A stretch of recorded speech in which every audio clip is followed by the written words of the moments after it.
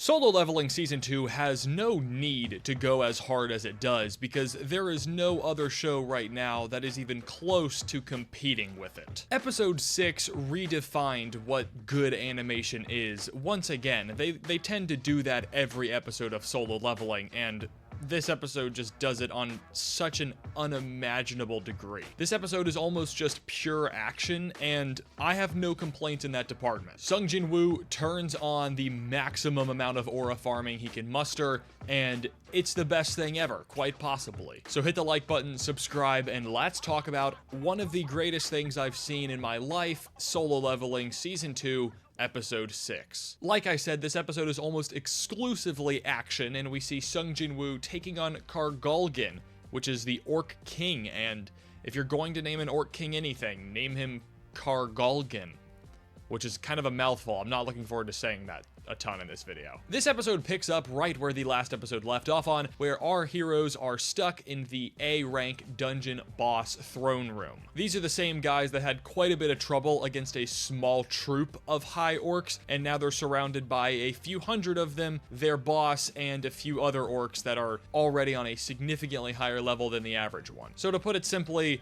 they're screwed.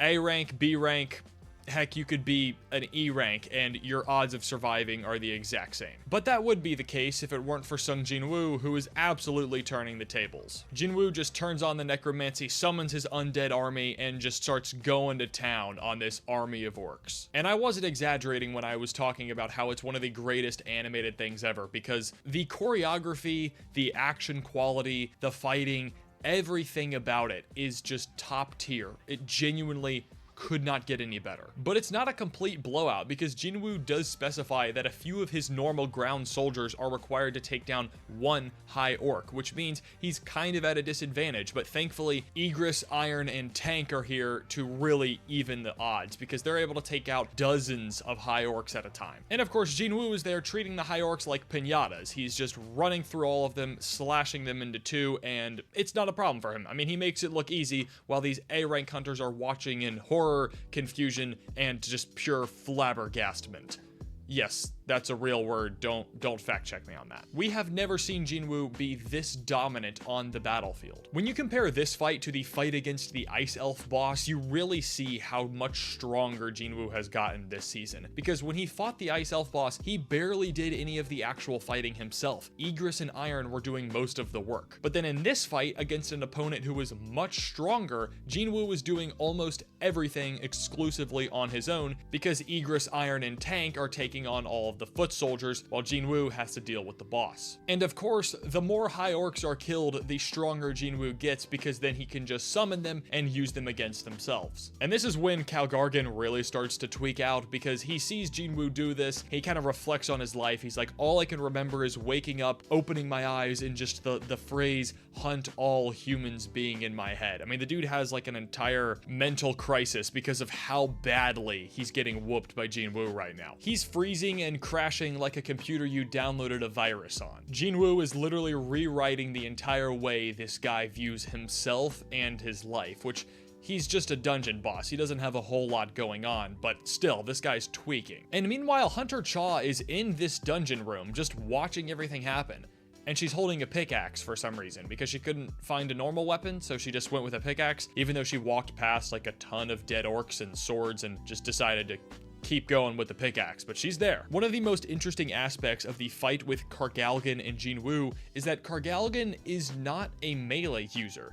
As an orc, I would have expected him to just fight with his fists or with a sword or a club or, you know, something orc-like. But instead, the dude is a full-on magic user. He's got anti-gravity spells, he's got giant ice shields, dragon's breath. He can even make himself into a giant, which is pretty impressive, I must admit. But Jinwoo's strategy is, of course, to just get on the ceiling and stab him a bunch in the face. And then Jinwoo uses some magical ghost hand to pull a chain out of the wall and then wrap up Kargalan like he's an AT-AT on Hoth. Manager Wu has even pulled up to see what's going on, so Jinwoo has a full audience watching him just annihilate these high orcs. Some of the A ranks are even comparing him to the Vice Guildmaster, which is Hunter Cha, and the real Hunter Cha is standing there with them, just shocked at what's happening before her eyes. After Jinwoo is able to defeat Kargalan, he adds him into his army, but with surprisingly little difficulty. Like when Jinwoo beat the Ice Elf, he had to try to resurrect him multiple times, and it didn't even work in the end. Now apparently in the manhwa, it does actually take Jinwoo a few tries to resurrect Kargalan and add him into his inventory. But in the anime, I guess they just decided to make it only one attempt, which doesn't really make a big difference, it just kind of takes away from the moment a little bit. I think this is finally going to be the turning point for Jinwoo's life, where everyone knows how powerful he is. Obviously, he's already been announced as an S-rank hunter, but that's been kept very much under wraps. But now, Hunter Choi truly understands how powerful he is. Hunter Cha has seen his power with her own eyes. So I think it's about time for the world to truly accept that Jinwoo is one of the most powerful people on the planet. Unfortunately, we didn't get any developments on Jinwoo's dad or his mom in this episode, which are the two things that I am most concerned with story-wise, but I am totally okay with what we got for this episode because the action was just top tier. We see Hunter Choi, you know, the S-rank hunter, the guy in red, the dude who has so much aura despite never actually having fought on screen,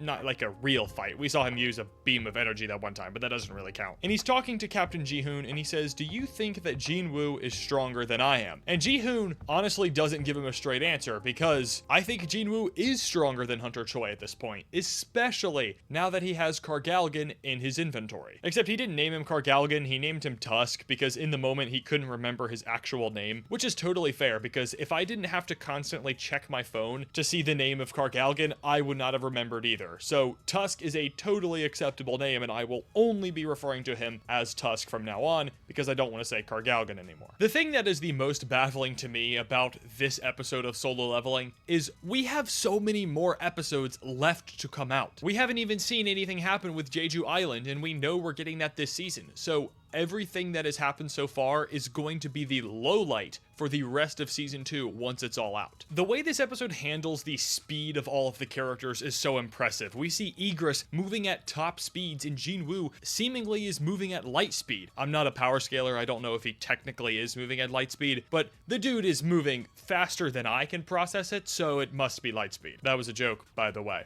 Don't get mad at me for that, please. As great as Jinwoo was, you gotta give credit to Iron and Igris because they are truly impressive this episode. Not to say that Igris isn't constantly that guy. I mean, his aura is on par with Jinwoo's just because of how stoic he is. I mean, the guy never talks. He is always locked in at the task at hand, and brother, does he go all out in this episode. I personally haven't read the manhwa for Solo Leveling yet. I'm probably going to get caught up with it after this season of Solo Leveling ends, but from what I've heard, this is an amazing adaptation to the source material. It's just so nice to be alive at the same time that Solo Leveling Season 2 is coming out weekly. Like, imagine if I had been born 100 years earlier and I had to mine coal for a living and read the newspaper. I don't know what was going on 100 years ago. I don't want to think about it because all I'm thinking about right now is Jinwoo, Igris, Hunter Cha. It's just peak. That's all I'm thinking about. It's just peak. This episode bangs on another level. And there was also that end scene with this actor guy getting powers, and I don't know anything about him. I don't remember his name even. So whoever that guy is, let me know down below in the comments because he seems to be a little bit of a goon. I don't have high expectations for anything he's going to do, but if I'm missing out on something tremendous, then please let me know. Also, let me know what you thought of the video. Make sure you subscribe and hit the like button, and I will see you in the next one. Thank you so much for watching, and have a wonderful day.